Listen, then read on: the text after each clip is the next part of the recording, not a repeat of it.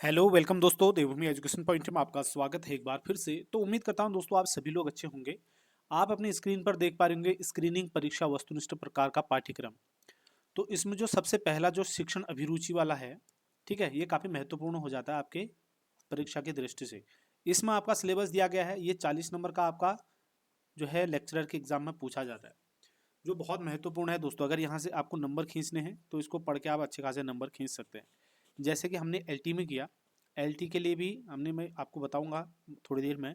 लेकिन मुझे ऐसा लगा दोस्तों आप लोगों को कुछ नोट्स प्रोवाइड करा दिए जाए हमारी तरफ से, ठीक है। ये राधा कृष्णन आयोग जो है, आप देख पा रहे होंगे अपने सिलेबस में सबसे फर्स्ट वाला है, भारतीय शिक्षा व्यवस्था के अंतर्गत जो है राधा कृष्णन आयोग है।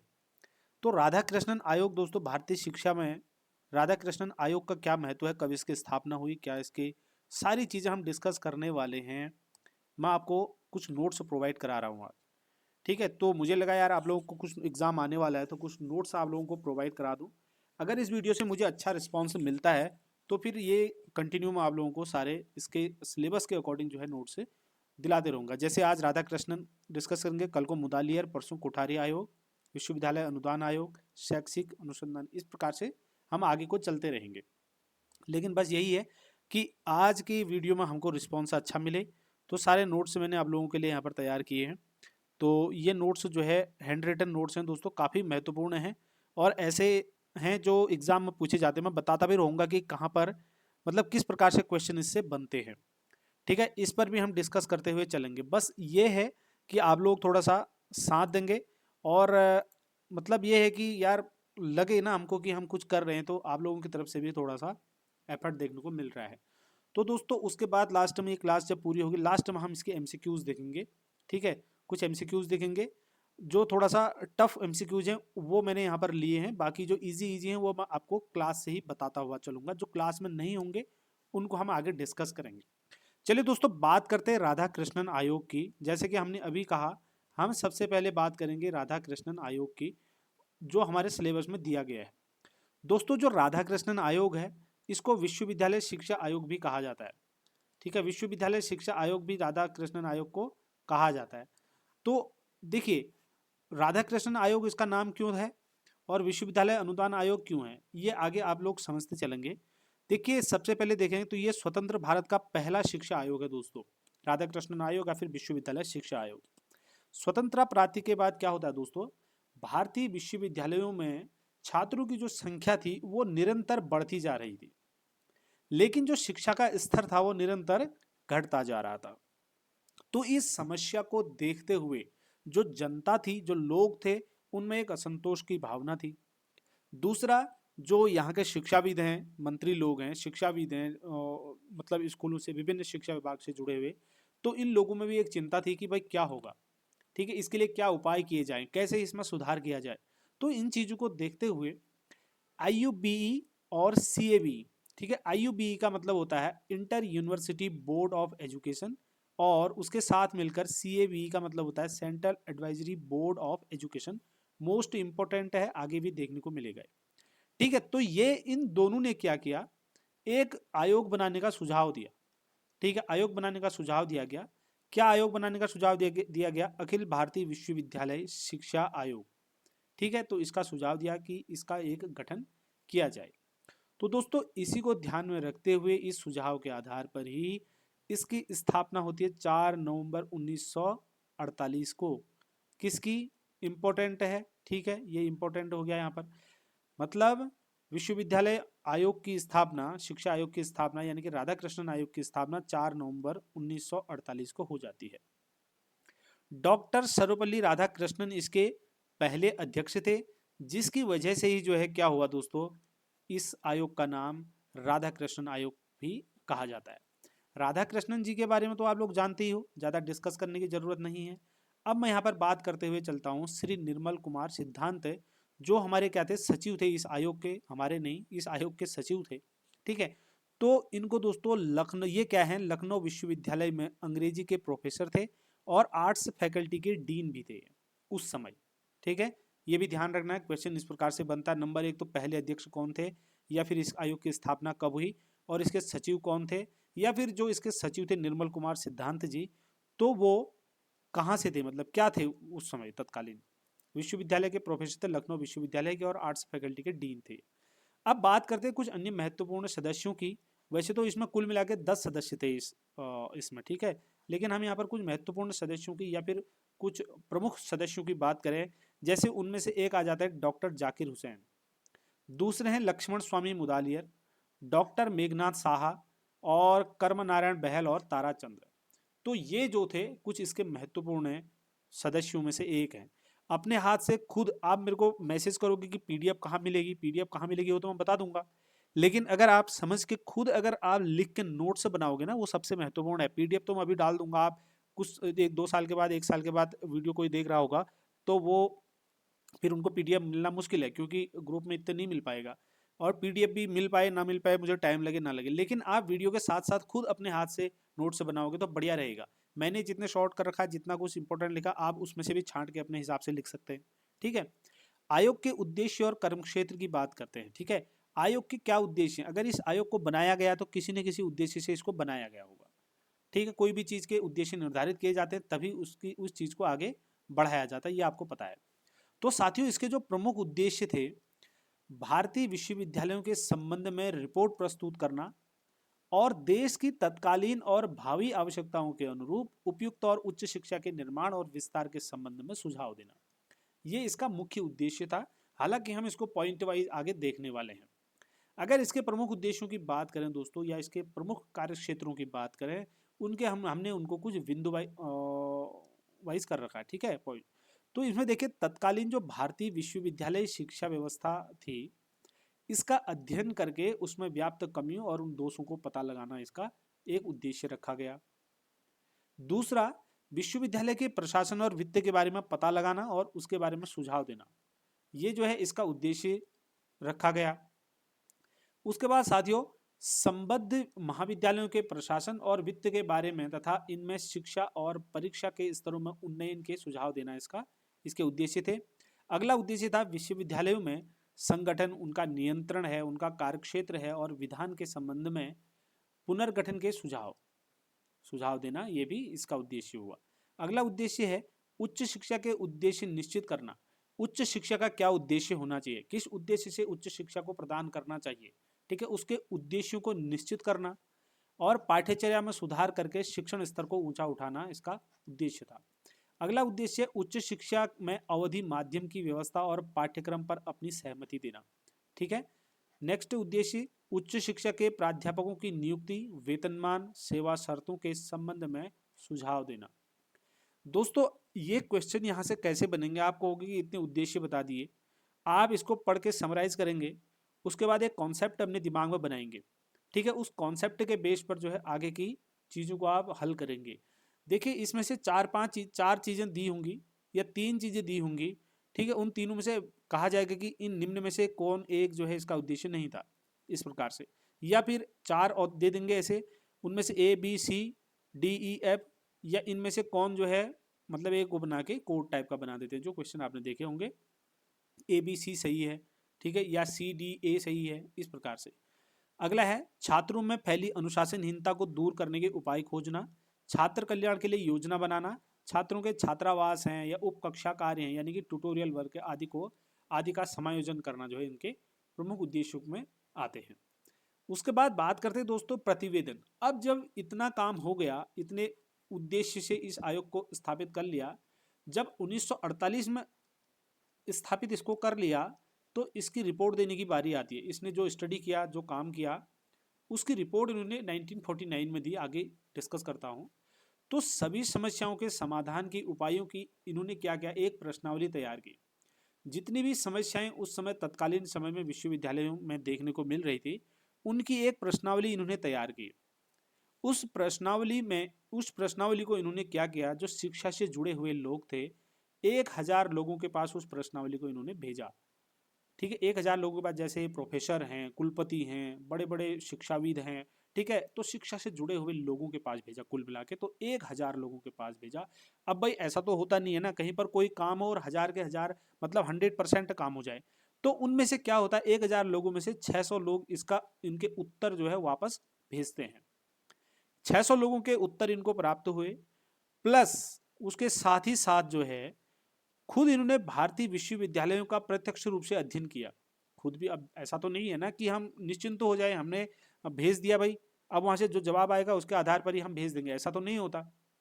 तो इन्होंने खुद भी क्या किया, खुद भी ये विश्वविद्यालय में गए और प्रत्यक्ष रूप से इन्होंने वहां का अध्ययन किया, और इन दोनों के द्वारा जो लोगों से उत्तर प्राप्त हुए और खुद जो प्रत्यक्ष अध्ययन किया उसके आधार पर इन्होंने एक सांख्यिकी विवरण तैयार किया, वो आंकड़ा पूरा तैयार किया। ठीक है, जो आंकड़ा तैयार किया, जो पूरा विवरण, संपूर्ण विवरण तैयार किया, वो 2 खंडों में इन्होंने पब्लिश किया। पहला जो खंड था उसमें 747 पृष्ठ हैं, क्वेश्चन बन सकता है पहले खंड में कितने पृष्ठ हैं या कितने खंडों में प्रस्तुत किया, बनाया। दूसरे खंड में 1356 पृष्ठ है। तो दोस्तों ये पूरा जो विवरण था इसको तैयार करके इन्होंने जो है कब प्रस्तुत किया इसको, 25 अगस्त 1949 को, 25 अगस्त 1949 को इन्होंने अपनी रिपोर्ट प्रस्तुत कर दी। ये भी प्रश्न बन सकता है, इंपॉर्टेंट हो जाता है यहाँ पर। तो साथियों ये भी आपको रिपोर्ट के बारे में इतनी चीजें पता चल गई। अब संस्तुतियों एवं सुझाव, क्या क्या इन्होंने सजेशंस क्या क्या दिए थे और क्या क्या रिकमेंडेशन इन्होंने की, इसके माध्यम से यहाँ से इंपॉर्टेंट हो जाता है। नंबर 1, इन्होंने विश्वविद्यालय शिक्षा के उद्देश्य निर्धारित किए। इन्होंने बताया कि विश्वविद्यालय के में जो शिक्षा दी जाती है या दी जानी चाहिए उसके क्या उद्देश्य होने चाहिए। वैसे तो बहुत सारे इन्होंने बताए, लेकिन हमने यहाँ पर महत्वपूर्ण लिखे हैं, जो समराइज करके जो भी चीजें निकल कर आ रही थी। दोस्तों नवीन और प्राचीन जो मान्यताएं हैं उनके बीच में सामंजस्य स्थापित करके एक नवीन विचारधारा को जन्म देना, इन्होंने कहा कि विश्वविद्यालय शिक्षा का उद्देश्य होना चाहिए। आप ऐसी शिक्षा दो जिसमें जो नई मान्यताएं हैं और जो पुरानी मान्यताएं हैं उन दोनों का सामंजस्य होना चाहिए। उन दोनों का सामंजस्य करके जो है एक नई विचारधारा को जन्म देने वाली शिक्षा होनी चाहिए। बाकी इन्होंने कहा राजनीति, प्रशासन, व्यवसाय और उद्योगों का नेतृत्व क्षमता विकसित करने वाली शिक्षा होनी चाहिए। जो ऐसी शिक्षा होनी चाहिए विश्वविद्यालय में जो प्रजातांत्रिक गुणों का विकास करे और न्याय, स्वतंत्रता, समानता, विश्व बंधुत्व, दूरदर्शिता की भावना का विकास करे, ऐसी शिक्षा होनी चाहिए। और यानी कि विश्वविद्यालय शिक्षा के ये उद्देश्य होने चाहिए। बाकी भी हैं लेकिन जो थोड़ा महत्वपूर्ण हमने यहाँ पर डिस्कस किया है। विश्वविद्यालय शिक्षा का प्रशासन और वित्तीय प्रबंधन, इन्होंने दूसरा एक टॉपिक बनाया, हेडिंग बनाई। तो उसके अंतर्गत इन्होंने कहा कि जो विश्वविद्यालय का शिक्षा का प्रशासन है या वित्तीय प्रबंधन है वो कैसा होना चाहिए। उच्च शिक्षा का उत्तरदायित्व केंद्र और राज्य दोनों सरकारों का में होना चाहिए, मतलब ठीक है, जो भी उत्तरदायित्व है या वित्तीय प्रबंधन है, जो वित्तीय है, वो दोनों में उसका भार अधिभार आना चाहिए। ये समर्ची सूची में इसको रखा जाना चाहिए, ये इन्होंने बताया। और शिक्षकों आदि के वेतन भत्ते वगैरह जो है ये यूजीसी के बारे में बताया। ठीक है, अब यहाँ पर जो है इसमें थोड़ा डाउट है, इसको मत करना। ठीक है, तो ये यहाँ पर हो गया। उसके बाद बात करते हैं दोस्तों, ठीक है, वैसे डाउट नहीं है बाकी, क्योंकि ये एक आध जगह ही हमको मिला था। तो इन्होंने जो है वेतन भत्ते आदि वगैरह है, ये यूजीसी के सुझाव की स्थापना का सुझाव इसने दिया था, ऐसा पढ़ा है हमने। तो बाकी आप लोगों को अगर नहीं लगता कि ये इन्होंने सुझाव नहीं दिया तो फिर आप देख लीजिए, कमेंट करके डिस्कस कर सकते हैं।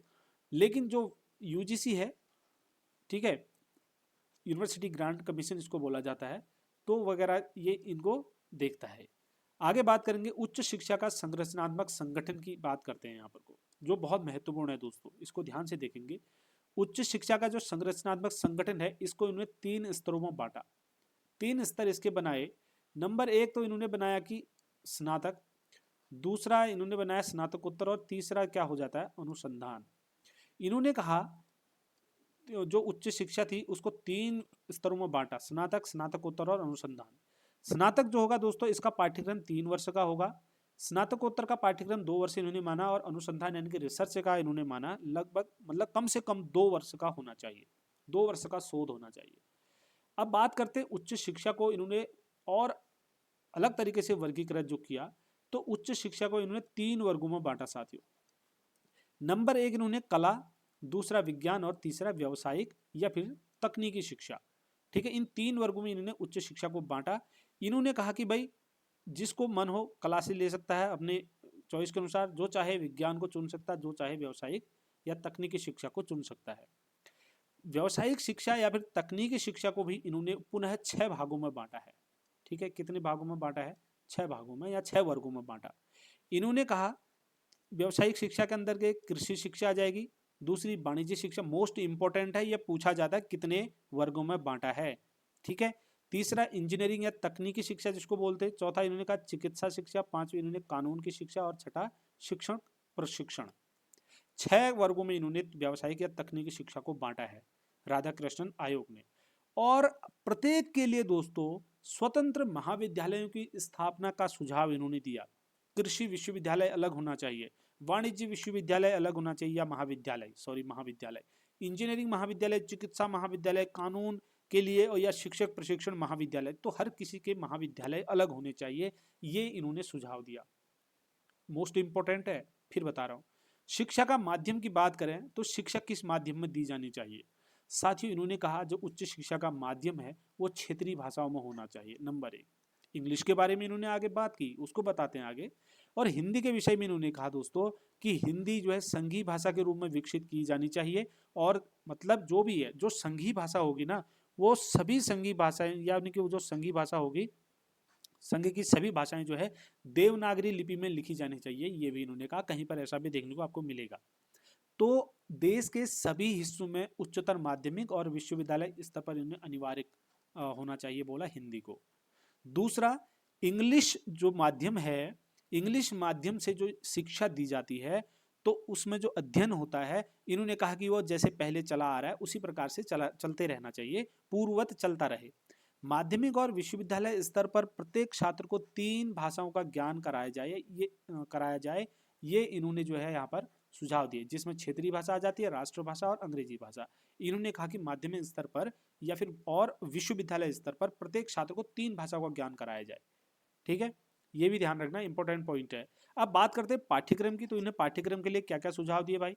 पाठ्यक्रम के बारे में इन्होंने कहा जो स्नातक होगा वो 3 वर्ष का होगा, जिसके अंतर्गत मैंने अभी आपको स्तर बताए थे, कला, विज्ञान और व्यावसायिक, इनमें से आप कोई भी चूज कर सकते हैं।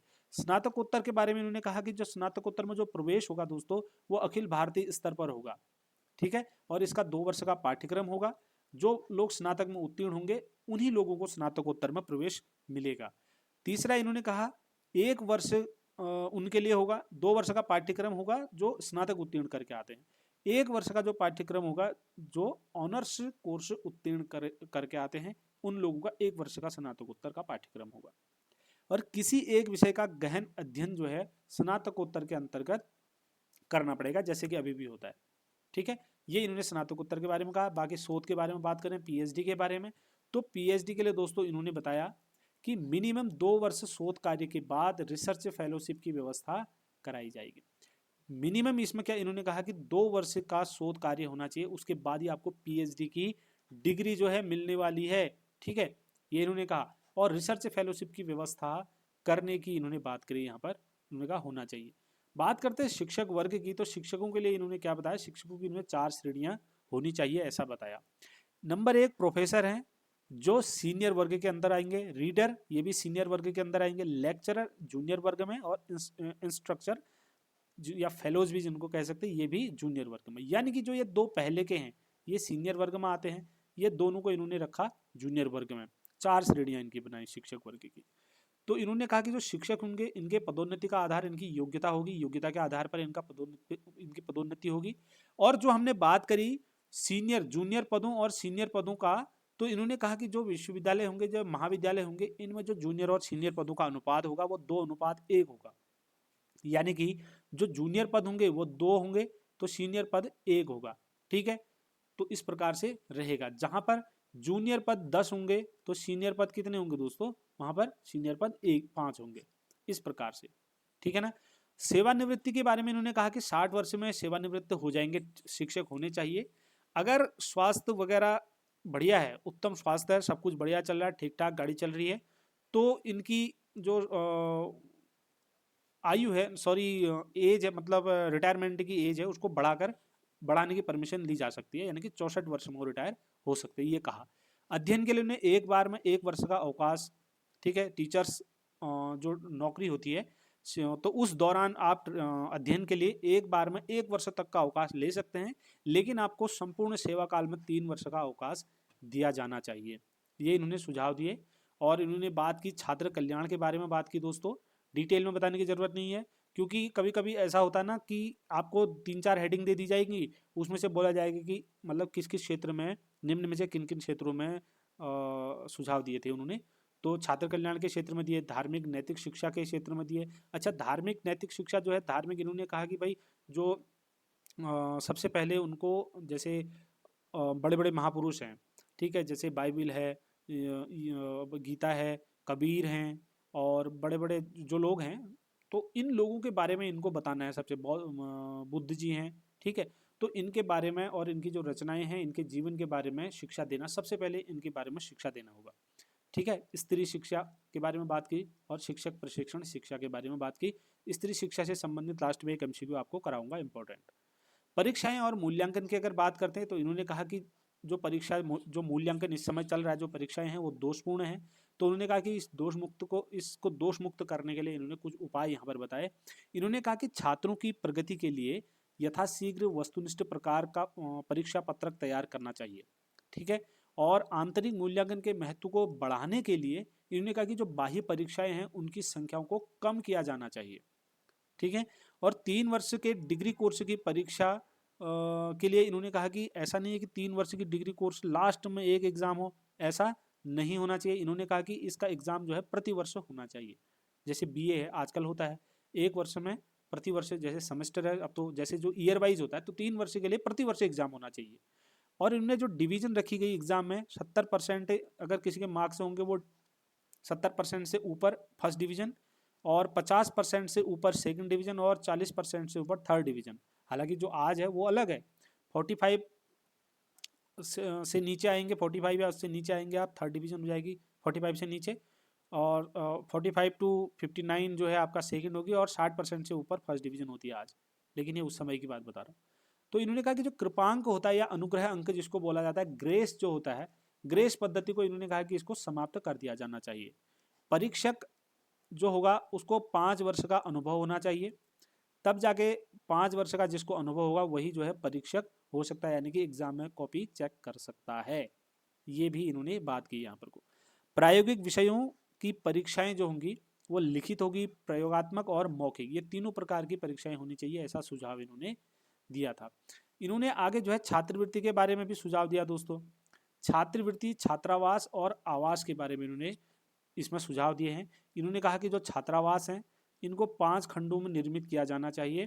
प्रत्येक खंड में 50 जो छात्र हैं, जो विद्यार्थी हैं, उनसे अधिक नहीं होने चाहिए प्रत्येक खंड में, एक खंड में। ठीक है, तो खेल का मैदान वगैरह की व्यवस्था छात्रावास में होनी चाहिए। और कुल शिक्षकों को कुछ शिक्षकों को मतलब तो हॉस्टल में सामाजिक कार्यकर्ता के रूप में रहने की अनुशंसा इन्होंने की।